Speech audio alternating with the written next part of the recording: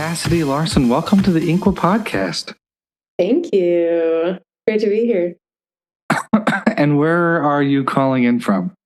Currently in Nashville, Tennessee, but I'm based in New York. But you're a New Yorker. I'm a New Yorker. Sure. I was thinking today, we've known each other for 8 years, almost 9 years. Yeah, it's been a minute. And we've watched some movies together. A couple. Just a couple. Now you grew up in Idaho. Well, hold on. Let's just give everybody the full story. Okay. Born in California, raised in Idaho, escaped to Utah as soon as I could, and then escaped out of Utah as soon as you could. Lived in Boston for a couple of years, and now I just moved to New York a couple months ago. Okay, so tell me, I have questions I don't think we've ever talked about, but growing up, did you watch more TV, more movies as a family? So it's interesting because I've never really thought about this until you asked me the question or asked me to consider it the other day. My mom is a big TV watcher. She loves reality TV. And so I was more on that side of things growing up. Just, the trashy reality TV shows. Yeah.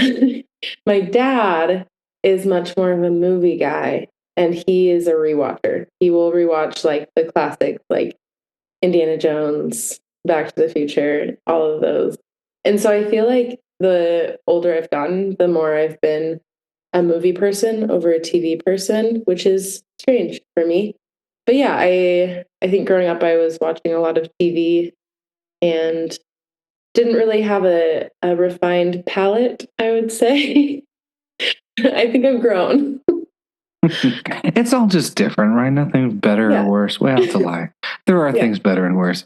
But what did you grow up watching that's like super memorable, other than what you just said with your dad, Back to the Future, Indiana Jones? Yeah, so those were some of my go-to movies. I do have I feel like I have a collection of like comfort movies that I would watch over and over again, which I can't do as much now. But as far as TV goes, I was really into the Dick Van Dyke Show. I feel like that really formed my sense of humor and my sense of comedy in general. I would watch The Prestige over and over again. That was a big one for me. Hairspray. But, I mean, I'll rewatch that one. It never gets old. It's so good. The Harry Potter movies, obviously. I feel like that goes without saying. The Keira Knightley Pride and Prejudice. So those were the key ones.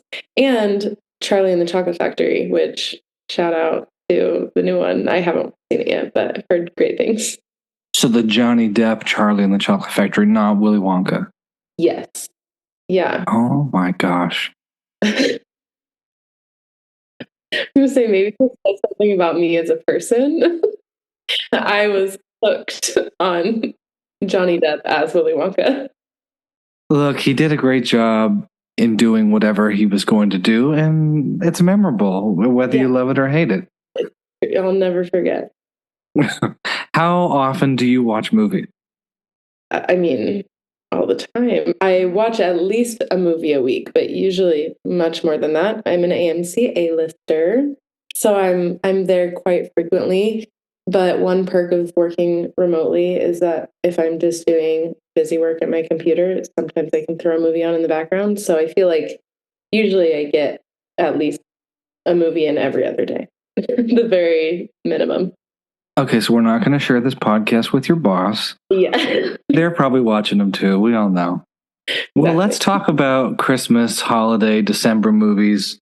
Were you always a big Christmas fan? Oh, yeah. Here's the thing. Maybe this disqualifies me from being on this podcast, but I'm a big Hallmark movie girl. Oh, we love Hallmark. No, we're good. Okay, great. No shade. No, I feel like the cheesier the better when it comes to Christmas movies. Obviously, I love a good story and one that's well made, but I also really love the cookie cutter the story is exactly the same in every one. You know, there's always like a baker or like a secret royal or something. You know, it's hard to go wrong with that formula. It's predictably satisfying. Yeah, and I tried to leave most of my favorite Hallmark movies off of my list of favorites that we're going to talk about today, but no promises. We'll have you on a different day to talk about just Hallmark. I don't even know if we've talked about this. I have a friend who works at a production company that pitches to Hallmark. So I've learned all about the Hallmark system and what they're doing there, and I'll have him on pretty soon.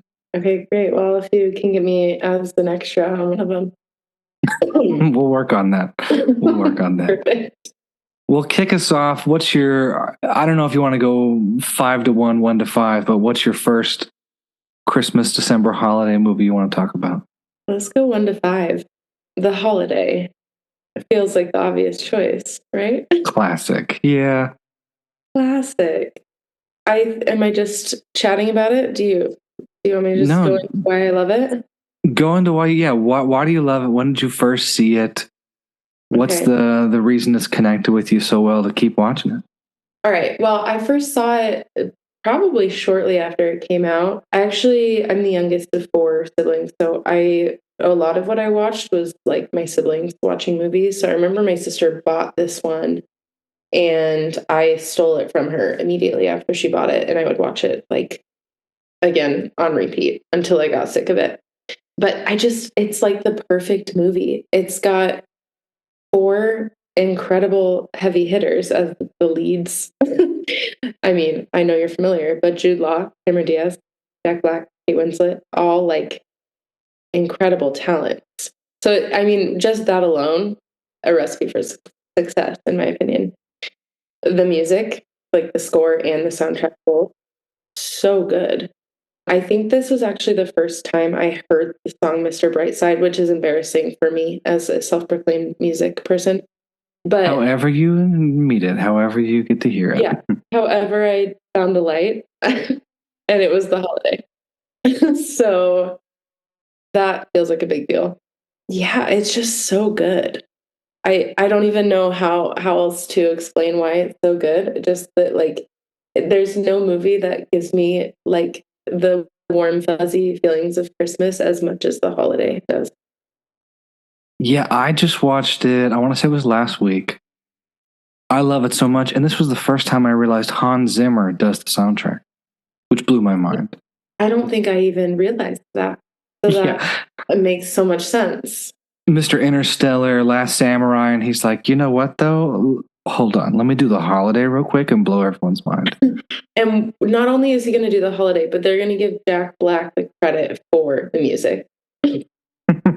I wonder how he felt about that, but also maybe, and we'll have to look this up. Maybe Jack Black did come up with a little ditty on the piano. I mean, he had to at least do that little scat section that he did in the video store, you know? I'm sure that was all him. Also, I do want to say, I feel like Jack Black does not get enough roles like he had in this movie. I mean, obviously he's hilarious and super talented at what he does, but it's so fun to see him in like as like one of the romantic leads. Yeah, I know someone who hates Jack Black, which blew my mind. But this is the only movie they like him in. See, I feel like sometimes I might get canceled for this. Sometimes comedians try too hard to be funny, in my opinion, in movies, and and it shows. And not saying that Jack Black does that, but he's just very over the top all the time. And so I felt like this one made him so much more human and more of like a real person. And you see his heart get broken and he's sad, and it's like, oh, he's not just funny all the time. And I know this is talking about his character and not Jack Black himself, but it does make him more likable. It does. And also, I just rewatched Shallow Hal, which he was in with Gwyneth Paltrow from I think 2000 or 2001. Anyway, that's a really bad rom-com that when you rewatch, you're like, ooh, this is kind of gross. But he still is funny. It's not over the top. It's not School of Rock. It's not anything else. It's not Tenacious D, Jack Black. So I'm with you. I wish he had more like this because he's so good. Yeah, he's so good. Now, who do you feel like you're more like? Because I was just rewatching and I was like, who do I relate to in this movie? And maybe it's changed. Look, I also just rewatched this movie this week, just, as a little refresher. And it pains me to say that I related so heavily with Iris.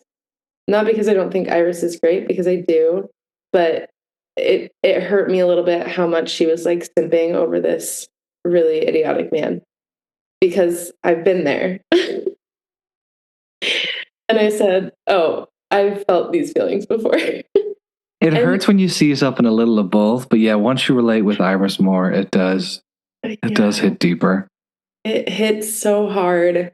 And it's like, I think it's also painful to watch because Jasper is just the worst. He's like has nothing to offer.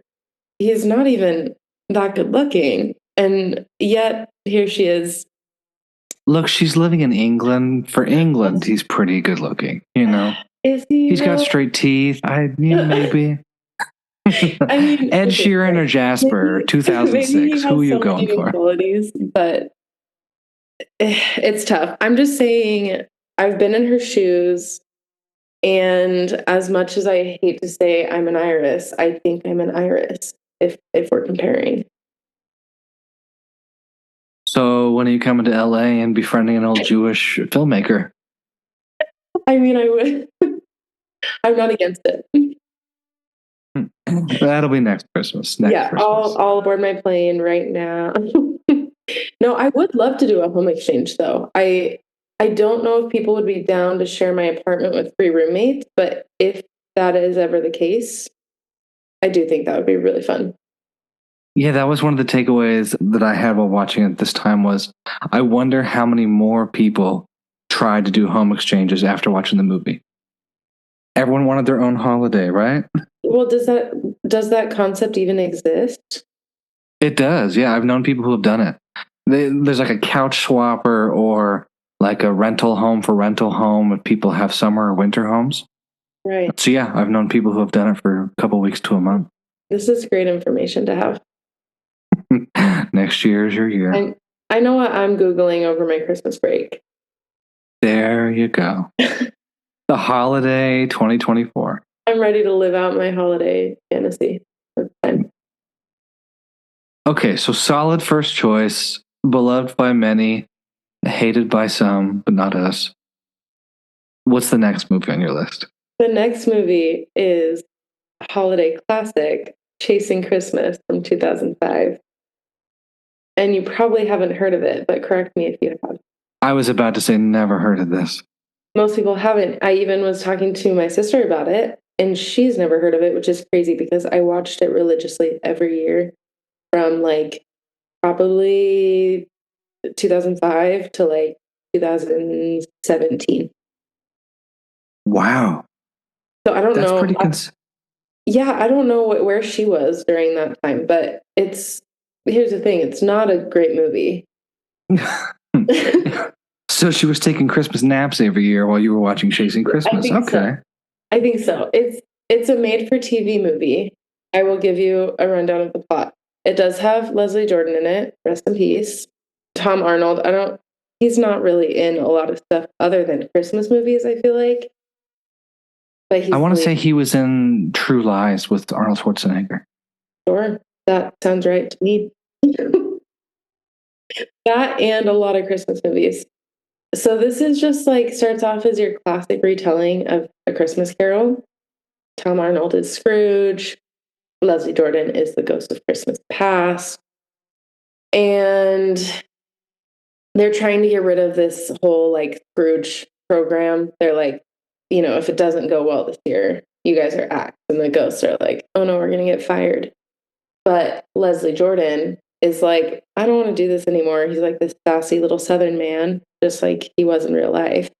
And he breaks his candy cane chronometer and gets them stuck in the 1970s. And so when they don't show up for Christmas present to do her a little bit, she's like, I gotta go find them. And so she goes into the past and she's like experiencing all these things that she's never experienced before because she only knows about the present. And she's forgotten anything that's ever happened in the past. And then there's like this whole love story, which is kind of, I'm not the biggest fan of the love story, I'll say it. And they have to figure out, they have to like, they keep chasing Christmas past, hence the name Chasing Christmas. They're chasing Christmas past around all these different years that the man lived through. And I think the reason I love it so much is that I am just a real big fan of anything that has time travel in it. I was going to say this sounds like Dickens meets Back to the Future. Yeah, which is perfect combination in my book. Not a bad combo. Yeah, I mean, it's objectively bad, but I love it. And there's like some fun jokes in there. You know, you have the risk of him running into his past self. And so he's like, there's some light action sequences. Light action. I don't know if action is even the word for it, but actions are happening. All right. It has its redeeming qualities, and it's a cute little period piece. So, all right, Chasing Christmas. Well, now I want to go watch it because Back to the Future meets Dickens sounds fun. Which I guess Dickens was Back to the Future too, but whatever. Yeah. Chasing Christmas. I think you should watch it, and you should tell me if it is a bad movie or if I'm just telling myself it is because I'm embarrassed that it's one of my favorite Christmas movies. I'll report back. Great. Thank you. All right, let's move on to movie number 3. All right. The Santa Claus. Classic. The first one, right? The first one. Oh, yeah. We can get into that later, but sequels never is good. No. Yeah, so made in 1994. I'm not going to go through the plot because I'm sure most people listening to this will know the plot of the Santa Claus. Yeah. But Tim Allen, it's hard to go wrong with Tim Allen. He's perfect. Yeah, okay. Unless you know something I don't. But no, we're not going to talk about his cocaine or his on-set antics. But as an actor, and as a leading man, especially Christmas time, he's hard to beat. He kills it every year. The little kid is so cute. Yeah. Bernard, one of the best elves in all Christmas history, I think. Wait, can we take 2 seconds and talk about Bernard? Absolutely. I was hoping we would. First off, he's fantastic in this movie. And I always wondered, I was like, where did he go?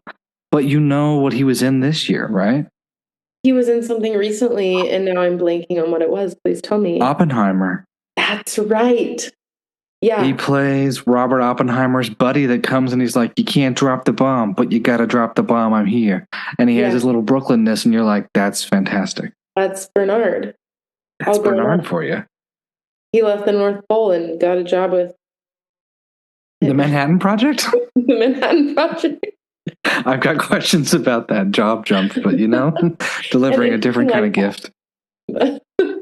Ouch. Okay. I just had to give Bernard a little shout out because what a great glow up. I really love the whole the therapist is a quack narrative. Not because I'm anti-therapist. I think therapy is a wonderful thing. I just think the way they paint Neil is so funny. His sweaters and just his I don't know what I'm trying to say. His altruistic view on everything. It's just so funny to me, and I love how they make fun of him. I don't know. It's just it's like the perfect dynamic, I feel like, for Scott to have with his exes. Are they married? And his boyfriend, husband? Whatever he is. Whatever he is in the first movie. And knowing how our parents' generation and older thought about therapy, it definitely colors it to where you're like, oh, this is why. Everyone made fun of therapists, but it's good jokes. Yeah. Yeah, they're actually funny jokes and not mean. Which is my favorite kind of joke, obviously. Dick Van Dyke, all right. Dick Van Dyke. He raised me. I also, okay, I'm going to go on a quick rant, if that's okay. Let's hear it. Every year when I'm watching Christmas movies, my main complaint is that the adults never believe in Santa. They're always like, "You're crazy. How could you believe in Santa?" But he always exists. So where do the parents think the presents are coming from? Collective amnesia? No, that is a good point. I'm with you there. Thank you. I was hoping you'd have an answer for me, but I think about it every year, and it really bothers me. And this is very much the case in the Santa Claus. So It definitely makes me think of like a Schrodinger's cat situation of like when they know he's real and then they see the presents, does it click? Or do they only see presents from him once the kids know he's real? well, and I guess this movie does a better job at it because they talk about like how Neil didn't get that present he wanted as a kid, and that's why he doesn't believe. But it's like, okay, but you've seen Charlie get presents every year from Santa. Did he just assume that like the wife, I can't remember her name, Charlie's mom, did he just assume that she got them? Like, do the parents just assume that the other parent is buying them and not communicating? Are we just like having a narrative of not having communication between a husband and wife? I don't know what the problem is. I don't mean to go therapist, but I think you might have just hit the nail on the head. I think I might have just solved my own problem. I don't want to paint too broad a brush, but I want you to imagine maybe we'll be nice, your parents' friends. And just think of your parents' friends or your friends' parents and wonder if the father ever knew what was under that tree. Oh no, I'm comfortable saying that my dad rarely knew what I was getting for Christmas. So maybe that, yeah, I think you're right, actually. I've just solved like 20 years of the trauma. Gender roles. Gender roles are the reason for the Santa Claus.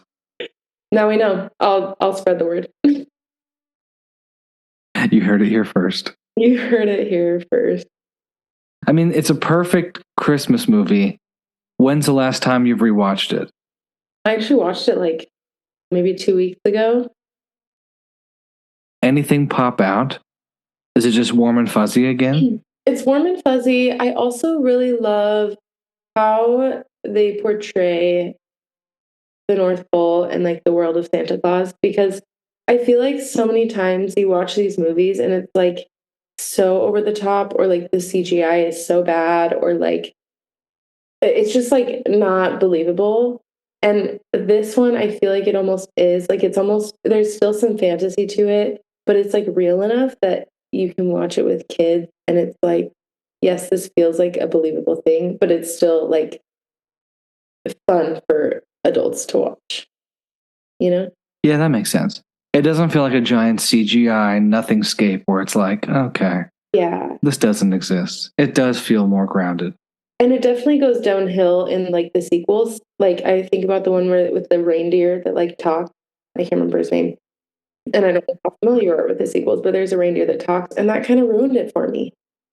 I haven't watched the most recent one, and that's partially why I'm like, that's just going to be a giant. And I don't mean to, talk down about CGI like it's the worst thing, but sometimes it's just going to be too much, and they're just trying to wring out a dry cloth.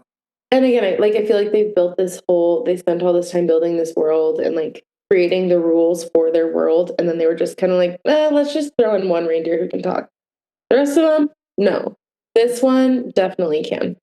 It's just things like that get me. But I feel like the first one did a really good job of staying grounded enough that it was still like fun to watch.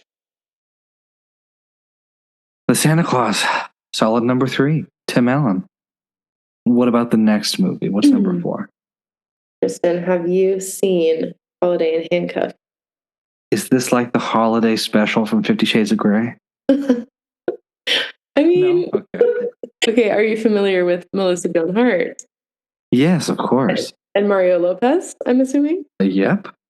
Okay, so let me just jump right into the plot for you. This is another really bad TV movie that I love. It's from 2006, and I'm also noticing a theme. All my movies are from the same like 10-year period. So that was a formative time. Again, these movies really raised me. Melissa Joan Hart is a failure artist. She like can't hold down a job. Her parents are ashamed of her. trying to baby her into getting a corporate job, but she's like, I want to paint. Relatable. Yeah, typical story. And she is going to a cabin with her family for Christmas, like really remote, middle of nowhere. And she's supposed to bring her boyfriend, Nick, with her. And she is like working at her diner job in the morning, like getting ready to go. She had a perm disaster. So her hair is like curly, like overly curly, like really frizzy, looks really bad. And her boyfriend comes and breaks up with her at work, and he's like, yeah, I'm not going to make it to family Christmas, so sorry. And she's like, that's unacceptable. So he leaves, and so naturally she kidnaps the first handsome stranger that she sees. Naturally, the obvious solution: ties him up, holds him at gunpoint with a gun from some really old war that her boss had hanging like in a frame, and kidnaps him, takes him to the cabin, and puts him in handcuffs that a gas station attendant gives her, assuming that they're having, I don't know, some sort of crazy weekend. So that's where the title comes from. So they get to the cabin. She basically like tells her family that he's just a jokester and he's going to try to get away, but he's just joking. So the family buys into it, and the rest of the movie is just them falling in love, obviously, because it's a made for TV Christmas movie. And there's just so many wild characters in this movie that it's so entertaining to watch for that reason alone. Because you have Trudy, the main character. She's clearly unwell. Yeah, she's got lots going on. You've got Nick. I can't actually remember his real name, but Mario Lopez's character. He's actually pretty normal, but, just likes to poke fun at her the whole time, which is fun to watch. But her family is psychotic. Her parents are like constantly fighting, and her mom is like asking her all these questions about like, how many men have you been with? I've only been with your father, just like making it so uncomfortable the whole movie. And she's like, what is going on? Come to find out, they're like wanting to separate by the end of the movie, right? So they're building up to this the whole time. Her brother like comes out to the whole family at their big family Christmas dinner, and everybody freaks out. Keep in mind, this is 2006, so felt like a big deal. Different, yeah. The sister like quit law school to open up a yoga studio, and the dad's like, what do you mean you quit law school? Where's my money? And then there's like this grandma who's like always muttering that she used to be on Broadway, trying to escape, like stealing the car. It's just a really wild ride. And again, objectively, probably not a very good movie, but so funny to watch. And again, just kind of like makes me feel like maybe it's okay that my family has some drama. Yeah, because it's never going to be that bad, right? Yeah, it could be worse. We've never kidnapped anyone, as far as I know. I mean, most of what you explained could have happened just an hour outside of LA or New York. Broadway grandma, quitting law school for a yoga studio, failed artist kidnapping somebody. Can I tell you, it sounds a little familiar, and I had to look it up while we've been on our call. Okay. There was a movie in 2017 that kind of reversed this with a little horror element called, what is it called? Gerald's Game? Where he handcuffs his wife, but he dies of a heart attack, and then she's... Oh my gosh, that sounds awful. I have to watch it. I was thinking, I'm like, what does this sound like? And it sounds like they took the idea from Holiday in Handcuffs. They probably did. Because why would? Now, was this like a smash hit movie? I mean, this is post Sabrina, Melissa Joan Hart, post Saved by the Bell, Mario Lopez. It was a smash hit amongst my friend group. So, like, I feel like I don't know if I saw this like right when it came out in 2006, but like I remember through high school, me and my friends would watch it every year. Like we watch it together. It was like a thing. Like we thought it was a great movie. Is this like on ABC Family's 12 Days of Christmas list, or is it something you have to go find somewhere else? I think it's on Hulu, actually. I recently watched it. It was like it was a classic in its time. So I would recommend it. All that being Holiday in Handcuffs. All right. We're on the fifth one. We're on the final of your top 5. Okay, well, this one, it was really hard choosing a number 5. I was going between a couple of options, but I landed on Elf, another classic, 2003. Did you remember seeing Elf in theaters, or did you see Elf when it hit TV the next year? I saw it in theaters. My family loved it. I think we saw it a couple times in theaters because I was a kid. I was pretty young in 2003. Trying to do the math. I think it was like 7 or 8.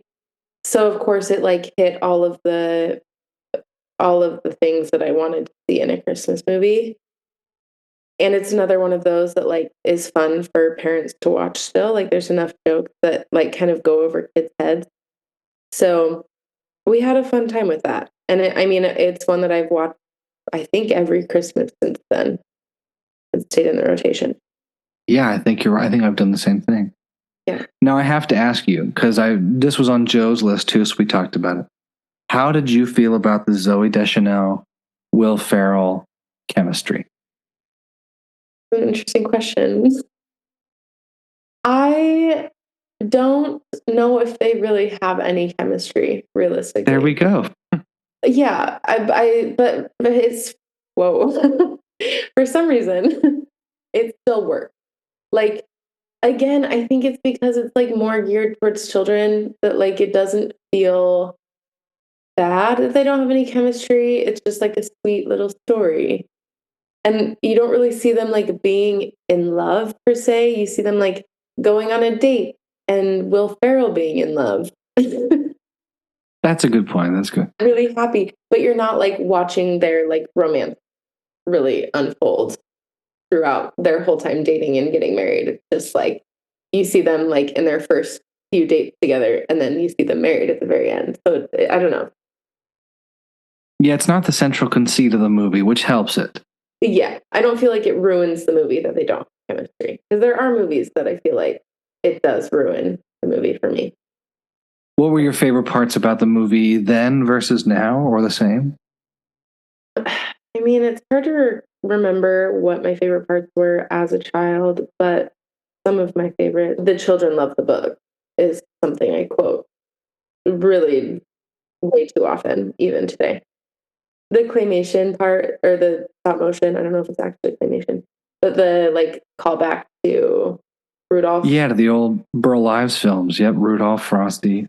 Yeah. I also really grew up watching those claymation movies, so that makes me happy to see.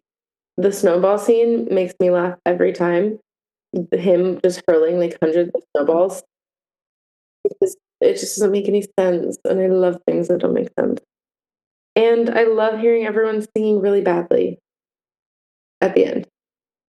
Yeah, that felt real. It felt real. It felt like they really just said, all right, Mary Steenburgen, sing as loud and proud as you can. And she said, I got it. Understood. And she did. And her voice is not good. Yeah, no auto-tune, no dubbing. Yeah. It's giving, have you seen Princess Diaries 2? Yes. It's giving at the coronation when they're singing the Genovia song. And it's also just really bad. And it's my favorite moment of that movie too. Relatably real and terrible. Exactly. Makes it feel more human. Definitely. I also love that I feel like the Santa in this one doesn't creep me out like he does in some of the other movies. I kind of have a Santa complex. Oh, that's a good point. Unless we're talking Tim Allen or a couple others, Santa's usually kind of weird and creepy. Yeah, no one really portrays Santa as they should. So, can I tell you one of my favorite Santas? And you might just hate me for this, but I'm going to say it anyway. Yeah. Please. The Fred Claus movie with Vince Vaughn. Paul Giamatti plays Santa, and he's so good. Okay, I'm gonna add that to my watch list this year. I think that's on Hulu right now, maybe Max. Yeah, not an amazing movie. It's fun. But honestly, Paul Giamatti is like a stressed out Santa. He does a great job. Okay, Slay. And pun intended with Slay. That was good. Okay, great. I'm gonna be watching this week.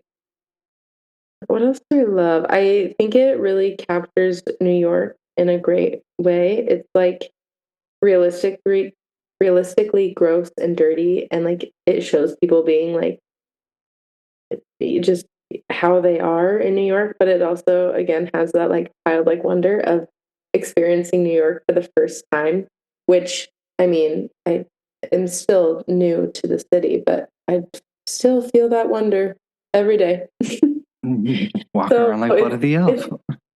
yeah, exactly. It's so fun to see it like portrayed on in the movie because it's like, oh, this is like how tourists feel every time they experience New York for the first time, like running through, not that anyone actually runs through the revolving doors, but that's how it feels to experience New York at Christmas time, especially. This is just an ad for New York now. Sponsored by Travel New York.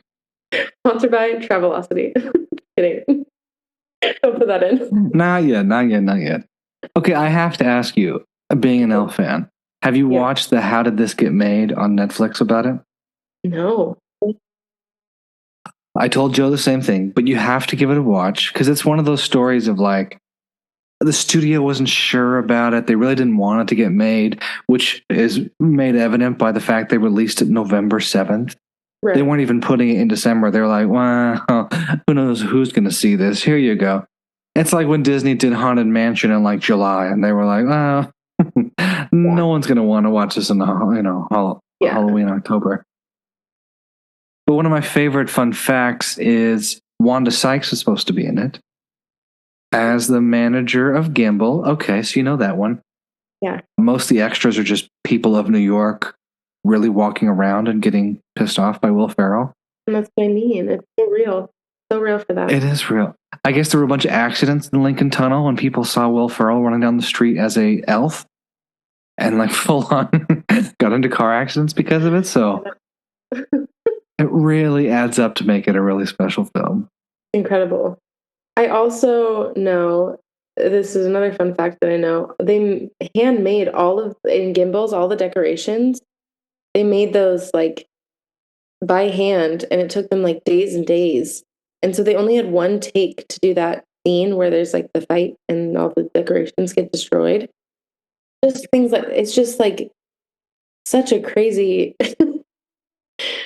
such a crazy story how the movie was created. So I'm definitely gonna have to watch that documentary too, because big elf girl over here. Big elf girl. I hope you get a shirt with that stitched for next year. Okay, so that's a fantastic top 5. And it sounds like you've already been watching a lot of them. What are you watching next week? Is there like a guilty pleasure movie? Is there one that's not a top 5, but you're going to watch it anyway? I will be watching Last Christmas. Stop. Emilia Clarke? Yeah. Henry Golding. Henry Golding. Yep, I watched it, I think, when it came out a couple years ago, right? It didn't do super well. Like, people didn't love it, but I did. I should have seen the twist coming at the end. I won't do any spoilers, but I should have seen it and I didn't. So that was shocking to me. But I also just like love pretty much anything Emilia Clarke does. She's fantastic. That makes it easier to love them. Yeah. So. Yeah, I thought it was good. That's a fun one. Yeah, it's a fun watch. That song is great. So what more could you want? Good song, Emilia Clarke, Henry Golding. And it's set, I want to say, is it set in London? Where's it set in? I think it's set in London, yeah. It's been a minute since I watched it, hence why I'm going to watch it this week. So I'll let you know. Hence the rewatch. Once I find out. Well, that's a pretty great list. A lot to watch. I guess I've got a couple movies to go check out. Yeah, what are you watching this week? I'm going to be honest. I've been doing a non-traditional Christmas week and watching all the things I've always skipped over. So Fred Claus, I just last night watched Deck the Halls with Matthew Broderick and Danny DeVito. Yes. A fun but weird but fun one. I can't believe I forgot about that one. I love Danny DeVito. He is everything to me.